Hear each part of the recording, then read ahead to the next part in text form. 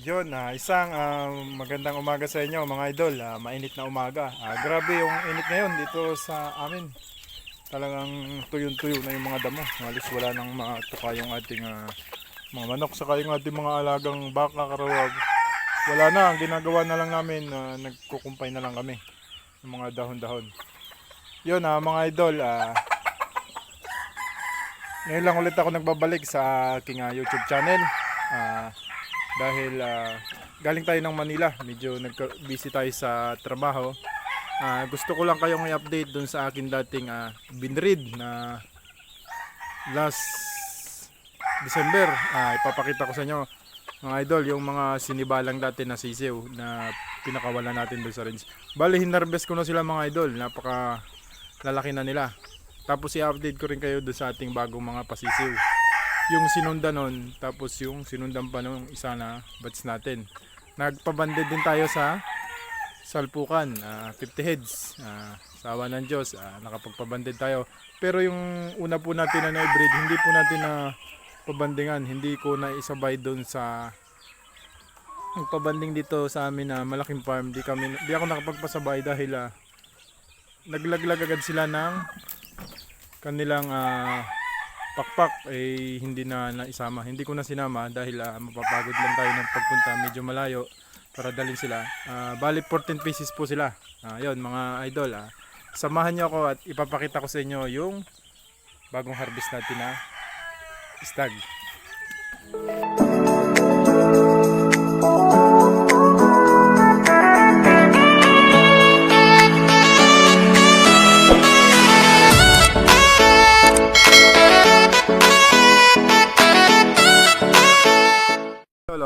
Ito yung first na harvest natin. Ito po yung mamaya ilalagay ko dito sa taas yung dating video nila. Ayan.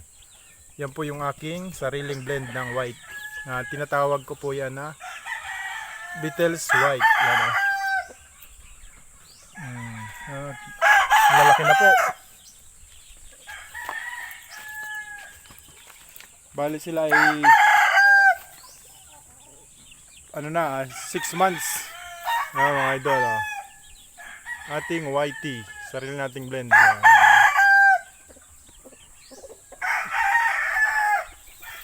Pwedeng pang broodstag mga idol. Tapos ito pa yung iba, ipakita ko sa inyo. Yan, kabats nya. Yan po ay isang tatay saka yung natin pinakita. Magkaiba lang ng nanay. Kita nyo mga idol yung ating damo sa kapaligiran. Grabe oh, talagang sobrang init. Yan.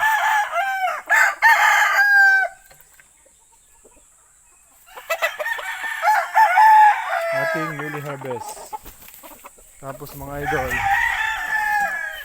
dito pa yung isa. Yan yung ating isa. Medyo against the light, makita po ninyo papupunta.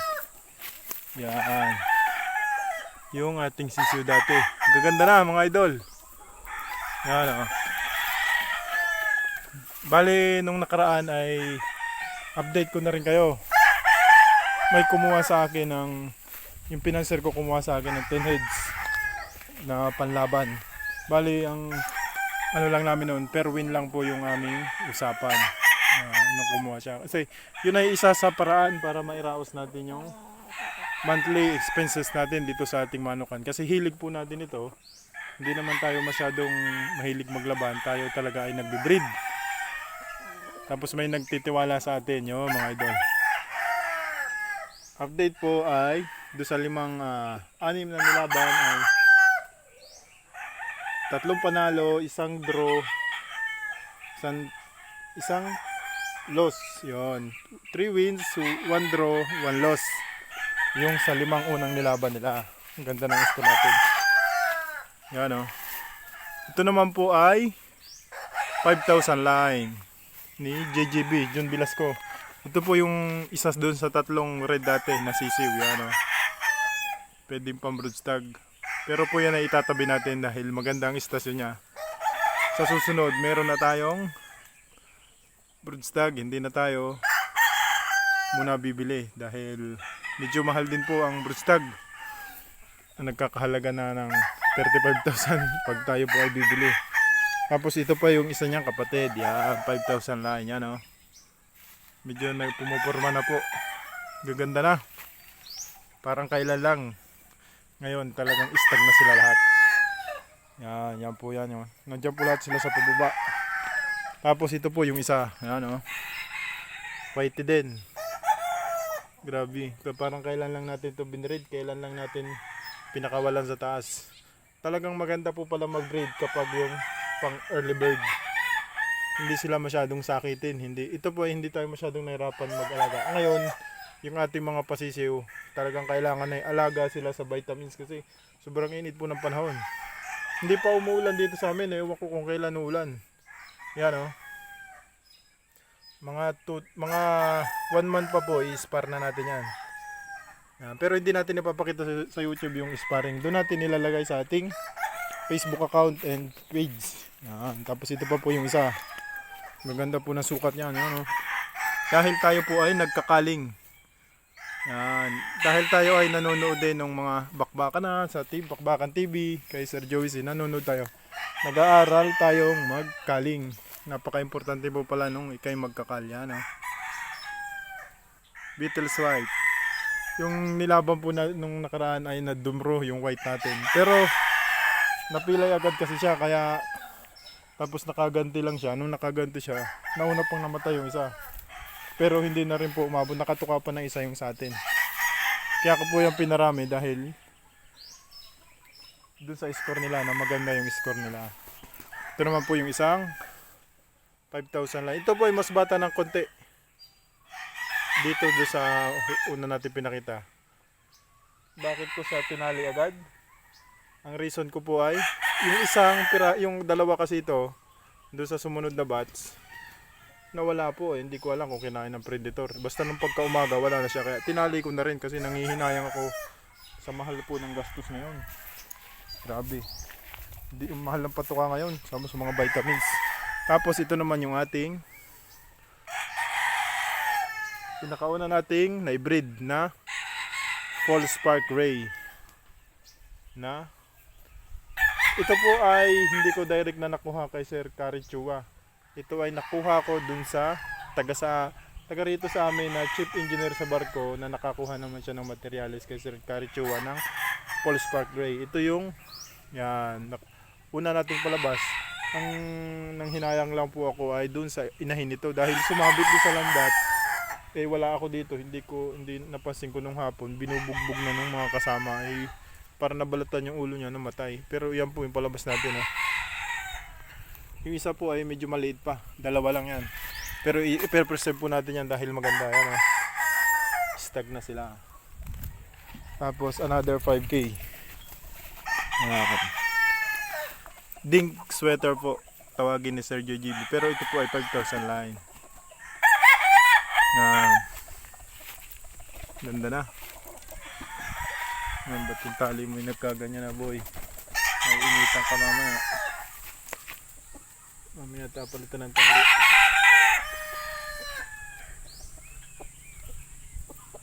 Yan. Yan yung tali mo ay. Ayusin lang natin mga idol sa ulit yung tali. Mamaya natin ibibili.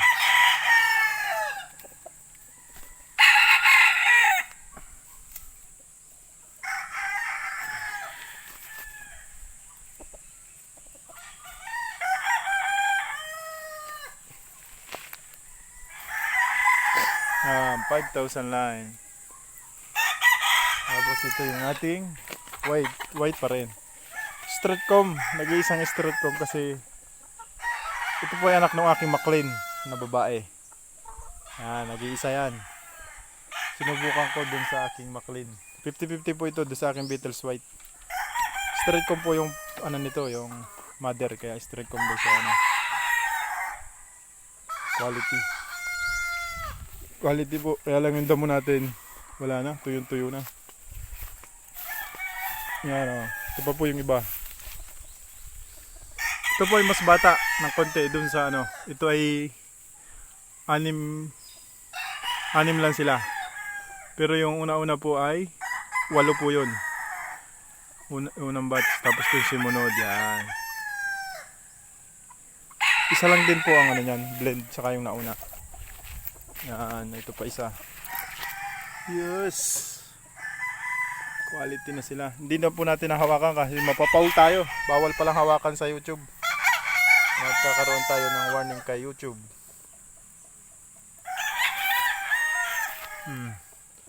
Ganda po ng sukat. Maayos. Maayos na manok po. Hindi po natin sinasabi na sure na mananalo sila. Pero ang atin pong pundasyon ay maayos na bloodline, maayos na yung maayos na materialis po, tsaka yung maayos na pag-aalaga. Simula sisiw, hindi po sila nagkasakit ni sipon, hindi po. Subaybay po ninyo yan, yan oh. Ito pa yung isa. Mga idol oh. Ayos oh. Mga August pwede na itong ilaban. Yan po yung bunga ng ating sakripisyo sa pag-aalaga. Quality mga lumabas.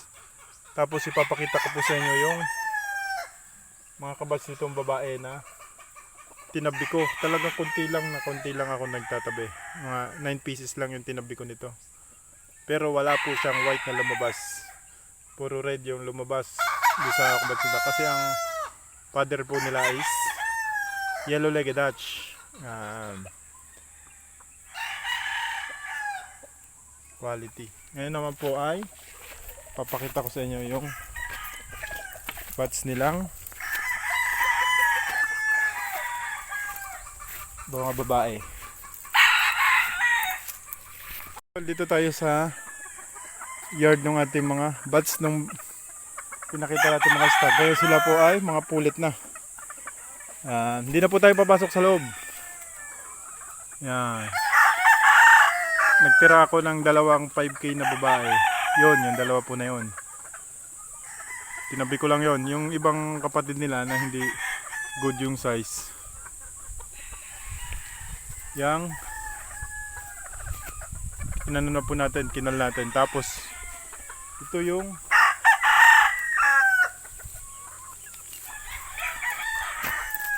iba. Yung iba po dyan is yellow-legged Dutch. Tulad nito. Yes, yellow-legged Dutch po yan. Yan o. Yellow-legged Dutch sa McLean. Tapos may gold po ako na dalawa. Dalawa lang yung tinira natin. Tigda dalawa. Dalawang yellow-legged Dutch. Dalawang yellow-legged Dutch cross sa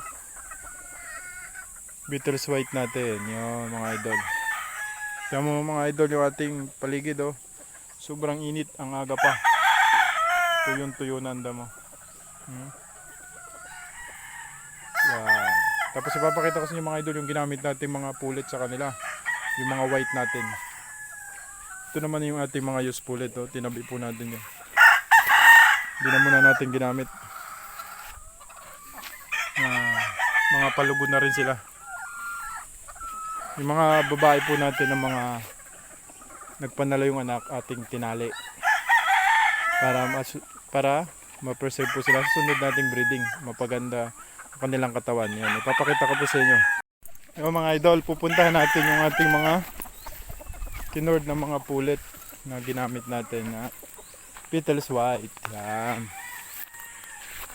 Siya mga idol. Oh. Yan. Yung ating Beatles white na isang ginamit. Yan. Tapos yung isa nandito po. Yan. Yung isa natin ginamit yan. Oh. Beatles white. Masyado mainit dito sa gusto natin. Yan. Tapos ito po yung isa. Beatles white. Talaga sobrang init. Yan ang damo natin. Tuyo-tuyo.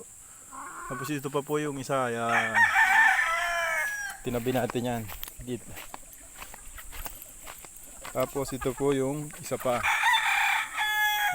Tapos ginamit nating McLean. Winner natin na McLean. Mga winner ang anak niyan. Anak kapatid nagpanalo. Tapos yung iba po nandyan. Hindi ko na ipapakita sa inyo kasi medyo mahaba yung ating video. Yan po yung iba. Yan, ito pa iba. Tapos, ito yung sumunod naman. Third batch po natin noon. Yung sisiw, naalala nyo yung sisiw na maraming binaba natin. Ito na po yan sila. Yan, dati. McLean na straight comb. Yan, McLean. Ang lahi ng McLean natin, San Telmo pa rin. Hindi tayo nagbabago. Yun yung ating pang blend talaga. Baseline natin. Tapos ating kanaway. Over sa McLean. McLean po yan. Sinubukan natin kung anong magiging resulta niya. Straight comb po yan kasi McLean yung kinuros natin. Pero ang nanay niyan is Picom. Tapos yung ating signature ng mga dome. Hindi na nawawala po. Yan. Tagal na. Grabe, tagal na po sa akin ang bloodline na dome na to. 2016 pa sa akin. Pero tinatry pa rin natin sila sa ibang bloodline. Nagpalabas tayo. Ngayong taon po nagpalabas ako ng yellow legs. Sinubukan ko kung good pa rin siya. Siyempre ating dome pa rin. Ginawa po nating brood stag. Nanalo po yung kapatid niyan. Hindi nagsugat. Kinuros natin doon sa ating 5K. Sinubukan ko lang. Tapos ito naman yung aking binili sa expo. Sa Fiestag. Malapit na naman Fiestag. August ko po ito binili. Ngayon may mga sisiw na ito. May mga sisiw yan naroon sa loob ng kulungan. Hindi ko na muna masyadong ginagamit ngayon. Tapos sa ating yellow legged Dutch. McLean pa rin. Yan yung ating McLean.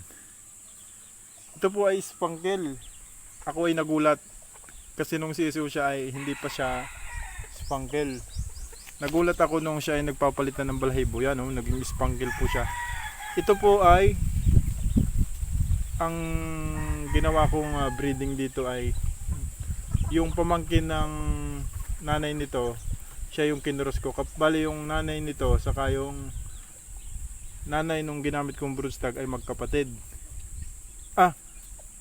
Yung nanay nung kapatid, yung nanay nung broodstag na ginamit ko, kapatid yung ano bang tamang paliwanag doon?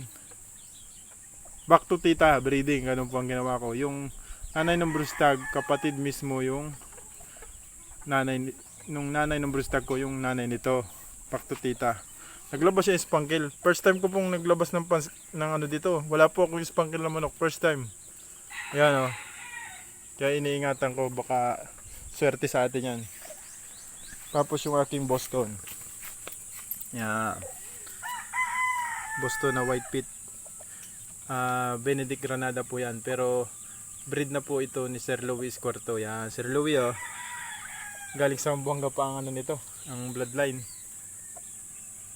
Yan ay pinadala sa atin ni Sir Louis Cuarto. Yan, Sir Louis, sana mapanood mo. Ng Mountain View Game Farm, Zamboanga. Nakalimutan ko lang kung saan sa Zamboanga. Basta Zamboanga City siya. Yan, dalawa po yan. Yan pa isa. Yan white legs. Naghanap po tayo ng Boston na white legs. Talaga sa kanya na gusto ko. It's Benedict Granada line po yan. Yan. Tapos ito yung tatay nung spankel natin. Yan tatay ng spankel natin. Street comb po yun kasi street comb yung kanyang nanay. Yan. Napansin ko lang po yun. Pag street comb yung nanay nila, street comb yung lumalabas. Yan yung ginamit natin. Na broodstag. Preserve ko yan kasi good na good yung score nila sa akin. Yan. Maganda silang pamblend. Mga McLean ni Sir Ray Echon. Para maniwala po kayo, papakita ko sa inyo yung nanay niya. Kaya sinabi ko na ito yung nanay. Ako yung nag-breed, ako yung nag-priming nito lahat. Yan. Yan Yan po yung nanay niya. Ganda. Yun lang mga idol. Tapos meron ako dito na mga pinabandingan ko sa salpukan. Papakita ko sa inyo.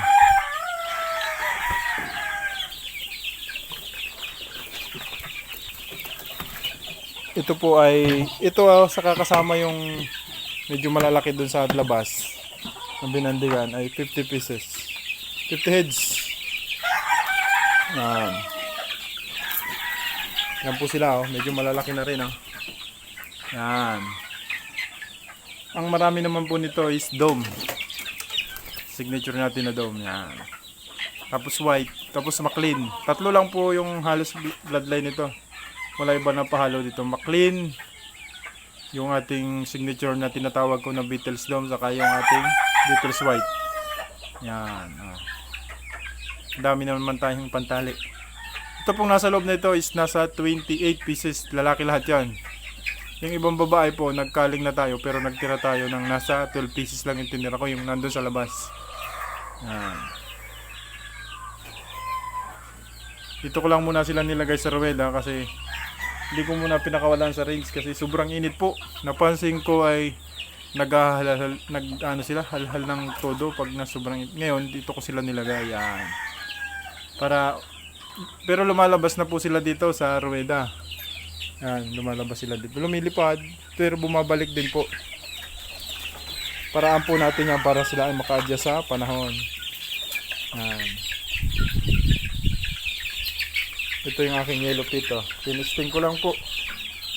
Yellow pit. Madom. Yan. Yellow legged Dutch naman po ang ano yan, nanay.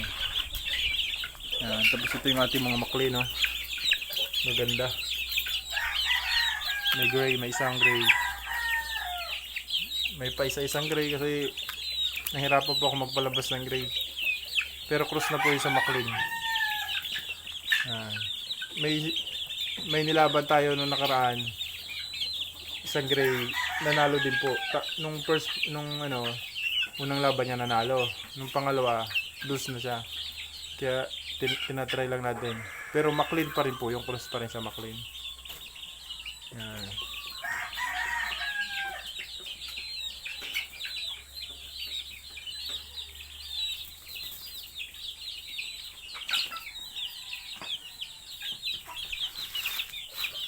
Yan po yung gray natin, oh. Maga 2 months na sila. Ang ating McLean, whitey. Ganda pala yung sukat ng whitey natin. Yung mga idol, yan, kita nyo naman sila. Yun, mga idol, maraming salamat sa inyong pagsubaybay ulit. Ito na yung ating bagong susubaybayan naman sa susunod. Kung paano natin yung pinapalaki. Simple lang po tayo magpalaki ng sisiw. Yan, gala lang sila. Yan. Ako'y natutuwa dahil doon sa ating mga unang palabas, nakita natin yung resulta ng ating sakripisyo. Talagang kailangan po natin magsakripisyo sa kanila. Sakripisyo tayo ng yung ating pagod. Number 1, kailangan talaga tutok tayo sa sisiw. Siyempre, yung bulsa, kahit medyo kinakapos tayo, ginagawa po natin sila ng paraan. Kasi may mga, kahit pa paano, kahit sabihin na tayo, small time lang po, maliit lang yung ating manukan. May nagtitiwala po sa atin na pinanser. May bumibili ng pailan-ilan. Maganda yung score, kaya tinutuloy-tuloy po natin. Malay natin, someday, katulad ng mga idol natin, mapalaki natin itong manukan natin, kahit tawid dagat tayo.